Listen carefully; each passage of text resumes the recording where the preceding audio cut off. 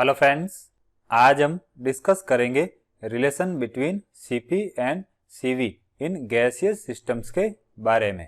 देखिए, Cp और Cv की रिलेशनशिप को समझने के लिए हम किसी गैस के एक मोल को कांस्टेंट वॉल्यूम पर हीट करेंगे और उसके बाद कांस्टेंट प्रेशर पर हीट करेंगे। अब देखिए, अगर हम गैस के एक मोल को कांस्टेंट वॉल्यूम पर हीट करते हैं तो उस केस में गैस किसी भी तरह का एक्सटर्नल वर्क नहीं करती हैं।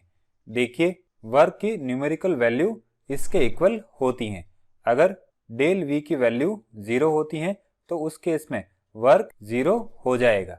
अब यहाँ पर गैस कांस्टेंट वॉल्यूम पर वर्क नहीं करती हैं, तो जो भी हम हीट सप्लाई कर रहे हैं वो गैस की इंटरनल एनर्जी को इंक्रीज करती हैं। तो इस तरह से गैस के एक मोल के टेम्परेचर को अगर हम 1 डिग्री सेल्सियस से इंक्रीज करते हैं तो उसकी इंटरनल एनर्जी में जो इंक्रीमेंट होता है वही उस सिस्टम की कांस्टेंट वॉल्यूम पर मोलर हीट कैपेसिटी होती है। अब यहाँ पर हम सिस्टम का टेम्परेचर 1 डिग्री सेल्सियस इंक्रीज कर रहे हैं, तो अगर इनिशियल टेम्परेचर T होता है तो फाइनल टेम्परेचर T+1 हो जाएगा। अब इसी तरह से अगर हम गैस को कांस्टेंट प्रेशर पर हीट करते हैं तो उस केस में गैस का वॉल्यूम इंक्रीज होता है।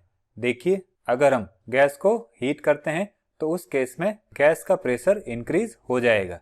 अब प्रेशर को कांस्टेंट रखने के लिए वॉल्यूम इंक्रीज होता है, तो इस तरह से गैस को कांस्टेंट प्रेशर पर हीट करने से उसका वॉल्यूम इंक्रीज हो जाता है। अब गैस का वॉल्यूम जब इंक्रीज होता है तो गैस एक्सपैंड होती है और कुछ एक्सटर्नल वर्क करती हैं। तो गैस जब इस एक्सटर्नल वर्क को परफॉर्म करती हैं तो हमें गैस को कुछ एक्स्ट्रा हीट सप्लाई करनी पड़ती है, और इस एक्स्ट्रा हीट के अलावा गैस के मॉलिक्यूल्स की इंटरनल एनर्जी को भी इंक्रीज करने के लिए हीट रिक्वायर्ड होती है। तो इस तरह से हम कह सकते हैं उस गैस के लिए कांस्टेंट प्रेशर पर जो मोलर हीट कैपेसिटी की वैल्यू होती है वो कांस्टेंट वॉल्यूम पर मोलर हीट कैपेसिटी की वैल्यू से ज्यादा होती है।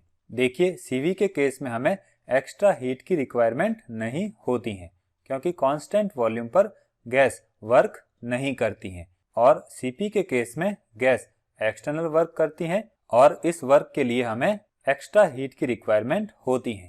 तो इसीलिए उस गैस के लिए Cp की वैल्यू Cv से ज्यादा होती है। तो अगर हम Cp में से Cv माइनस कर देते हैं तो उस केस में कांस्टेंट प्रेशर पर गैस का टेम्परेचर 1 डिग्री सेल्सियस इंक्रीज करने से गैस एक्सपेंशन के थ्रू जो वर्क करती है उसकी वैल्यू हमारे पास आ जाएगी। सिंपली हम कह सकते हैं गैस कांस्टेंट प्रेशर पर टेम्परेचर इंक्रीज करने से एक्सपेंड होती है, और वो कितना वर्क करती है उसको हम Cp माइनस Cv से फाइंड आउट कर सकते हैं। अब कांस्टेंट प्रेशर पर कोई भी गैस एक्सपेंशन के थ्रू जो वर्क करती है वो P डेल V के इक्वल होता है। अब अगर हम 1 मोल गैस के लिए आइडियल गैस इक्वेशन की बात करें तो वो PV is equal to RT होती हैं, और जब हम गैस का टेम्परेचर 1 डिग्री इंक्रीज करते हैं तो उस गैस का टेम्परेचर T से T+1 हो जाता है और उसका वॉल्यूम इंक्रीज होके V प्लस डेल V के इक्वल हो जाता है।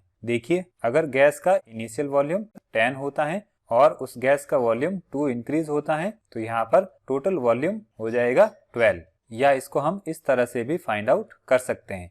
ये हो जाएगा इनिशियल वॉल्यूम, और डेल V का मतलब होता है VB माइनस VA, तो ये हो जाएगा 10 प्लस 12 माइनस 10, तो इस तरह से भी ये 12 ही आएगा।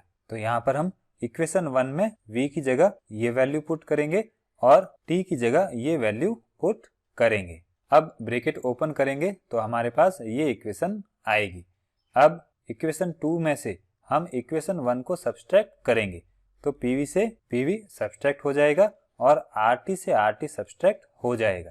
तो इस तरह से जो P डेल V है वो R के इक्वल हो जाएगा। अब जैसा कि हमने डिस्कस किया था, कांस्टेंट प्रेशर पर गैस का टेम्परेचर 1 डिग्री सेल्सियस इंक्रीज करते हैं तो एक्सपेंशन के थ्रू गैस जो वर्क करती हैं उसकी वैल्यू ये होती है, और यहाँ पर जो W आ रहा है वो किसके इक्वल होता है? Cp माइनस Cv के इक्वल।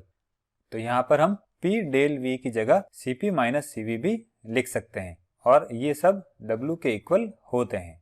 तो इस तरह से जो इक्वेशन 4 है वो Cp और Cv में रिलेशनशिप शो करती हैं।